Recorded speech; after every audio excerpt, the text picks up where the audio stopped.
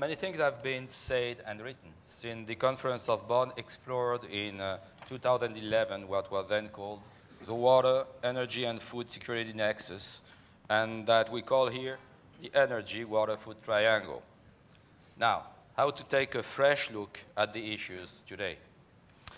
The Nexus Conference focused on solutions for the green economy. It was the second part of the title. Well, yes, the Bonn Conference paid also attention to the social dimension, but only considering access to the resources, and to the ecological dimensions, but only through the ecosystem services. I think that considering first the economic perspective, be it green, is a bit restrictive. Addressing the triangle has a lot to do with the social conditions, with planning, political choices, historical background of the areas concerned, as well as physical environment. It means that an inclusive, interdisciplinary approach is crucial, considering the behavior of the human environment systems seen as complex adaptive systems. It follows that it is necessary first to develop elements of a shared conceptual framework encompassing the interactions of global processes with the ecological and social characteristics of particular places, integrating the effects of key processes across the full range of scales from local to global. I guess Professor Takeuchi will agree with me on this.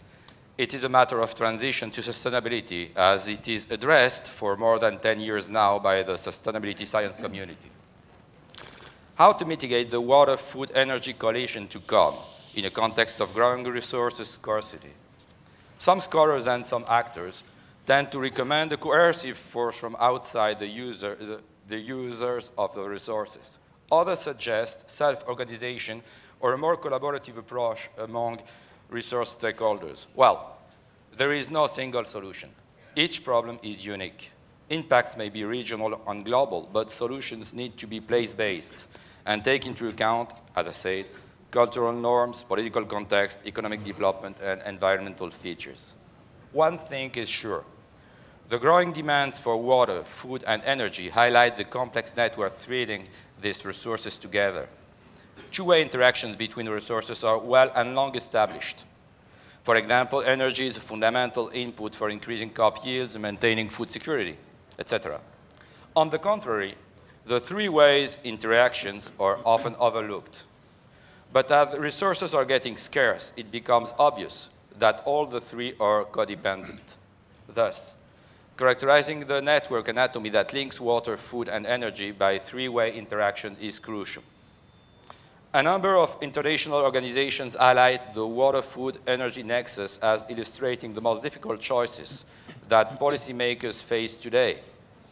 Consequently, I think that the more adequate framework to address this nexus is participatory joint fact-finding, a boundary work, kind of boundary work which corresponds to political bargaining according to the definition of William Clark, where actors with their own interests interact with heterogeneous knowledge producers.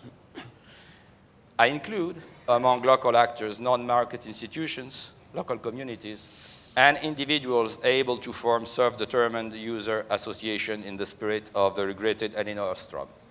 Thank you very much.